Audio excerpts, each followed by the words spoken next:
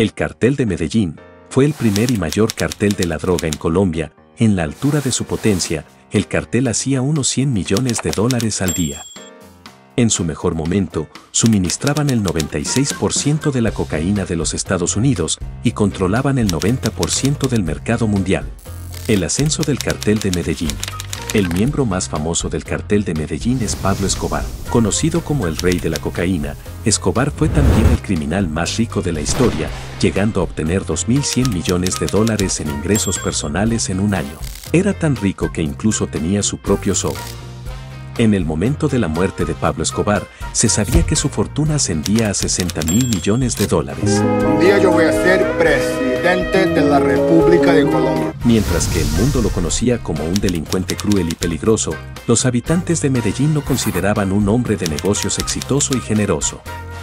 En las ciudades locales, se había hecho un nombre como donante generoso de los barrios marginales de Medellín, especialmente a los niños pobres. Escobar tuvo sus comienzos a finales de los años 70, cuando el tráfico de cocaína se disparó. Tras el movimiento de los años 60, la demanda de drogas psicoactivas aumentó. Debido a su clima tropical, Colombia se convirtió en el primer productor de la planta de coca, de la que se obtiene la cocaína. Escobar entró en el negocio de la droga con el transporte de la pasta de coca, la parte no refinada de las hojas de la planta. Él mismo refinaba la pasta y contrataba mulas para que introdujeran el polvo usando maletas o en preservativos llenos de ella. Finalmente, Pablo Escobar se asoció con Carlos Leder y George Jung, dos compañeros del cartel de Medellín que tenían experiencia en el transporte aéreo. Organizaron vuelos al sur de Florida a través de las Bahamas, utilizando pequeños aviones que podían volar por debajo del radar y aterrizar en caminos de tierra sin dejar rastros. Escobar también contrató a su primo, Gustavo de Jesús Gaviria Rivero, para que se uniera al creciente cartel de Medellín. Durante años, Rivero dirigió el cartel de forma discreta siguiendo el mando de Escobar. Desarrolló las rutas que utilizaban los carteles y mantuvo el orden en ellas. El rastreo de los gobiernos. Cuando los gobiernos empezaron a tomar medidas contra el contrabando de drogas, Rivero fue quien ideó medidas alternativas. En lugar de pasar a otras rutas menos eficaces, Rivero empezó a ocultar la cocaína en cargamentos de cosas que eran legales, como frutas, neumáticos y electrodomésticos. Mezclaba la droga en la piel de la fruta, el cacao en polvo y el vino. Una vez en Estados Unidos, químicos entrenados extraían la droga para poder ser vendida. Con el tiempo, el gobierno estadounidense empezó a descubrir los movimientos y trucos del cartel de Medellín. Sin embargo, Rivero y Escobar siempre iban un paso por delante, cambiaban constantemente sus canales, pasando de las costas turísticas de las Bahamas a Haití. Los miles de delitos del cartel. Como parte del negocio, el cartel de Medellín estaba naturalmente envuelto en la violencia y el crimen que se extendía más allá del contrabando de drogas. Se desconoce el número exacto de asesinatos llevados a cabo por los miembros del cartel, pero algunas fuentes lo sitúan en torno a los 4.000 asesinatos. Tampoco mataban solo a civiles o a otros miembros del cartel de la droga. Al menos 1.000 de ellos eran policías o periodistas de Medellín, mientras que 200 eran jueces y funcionarios del gobierno colombiano. Incluso mataron al presidente colombiano, Luis Carlos Galán, cuando se dirigía al escenario para pronunciar un discurso ante 10.000 personas. En 1989, Escobar y el cartel de Medellín fueron responsables del atentado criminal más grande de la historia de Colombia. En un intento de asesinar al candidato a la presidencia César Gaviria Trujillo, el cartel colocó una bomba a bordo del vuelo 203 de la compañía Avianca. Momentos después de despegar, el avión explotó sobre la ciudad de Soacha, matando a 107 personas. Aunque muchos de sus crímenes fueron bien publicitados, miles de asesinatos, secuestros y atentados no se denunciaron. La caída del cartel de Medellín.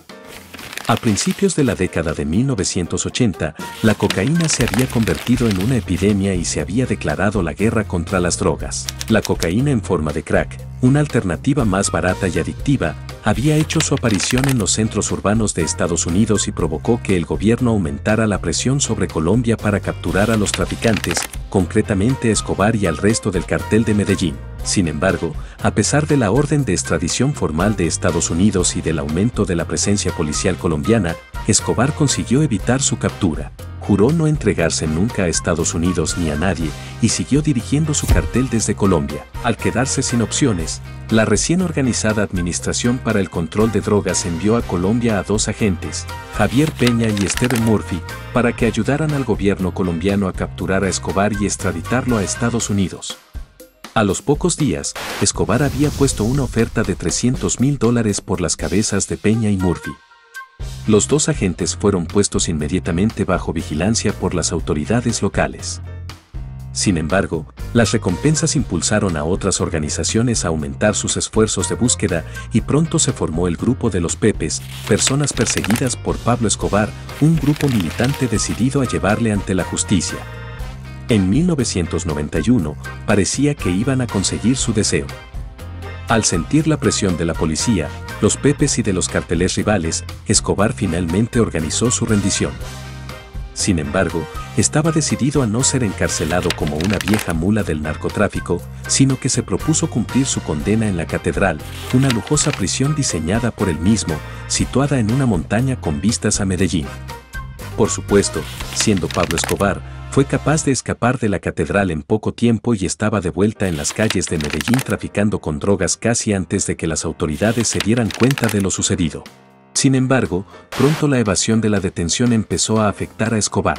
Se volvió paranoico, recurriendo al odio y a la violencia con más rapidez que antes, hasta el punto de asesinar a 2 de sus aliados. El fin de Escobar. Finalmente, un día después de su 44 cumpleaños, Pablo Escobar fue capturado. Había cometido un error fatal al estar demasiado tiempo hablando por teléfono con su hijo, Juan Pablo Escobar. La policía pudo rastrear la señal y rodear la casa. Cuando Escobar trató de escapar a los tejados, fue disparado por las autoridades colombianas. En pocos momentos, Pablo Escobar estaba muerto. Aunque Escobar había muerto, el cartel de Medellín estaba lejos de desaparecer. Sus redes de distribución, unas de las más eficientes del mundo, siguen funcionando, canalizando la cocaína de los nuevos carteles a lugares como Sierra Leona, Barcelona y Chicago. La ciudad de Medellín, antiguamente arrasada por la delincuencia, con unos 6.000 suicidios al año, presenta ahora rascacielos y edificios de gran altura. La economía se ha igualado, abriéndose a la cultura y el arte y disminuyendo la actividad de las bandas. El tormento al que el cartel de Medellín sometió a la ciudad la empujó a ser más grande, mejor y más viva que antes. Antes de irnos, déjanos saber en los comentarios si te ha gustado este video. Por favor, haz clic en el botón de me gusta y suscríbete para que te notifiquen cuando subamos nuevos videos. Gracias chicos y hasta el próximo video.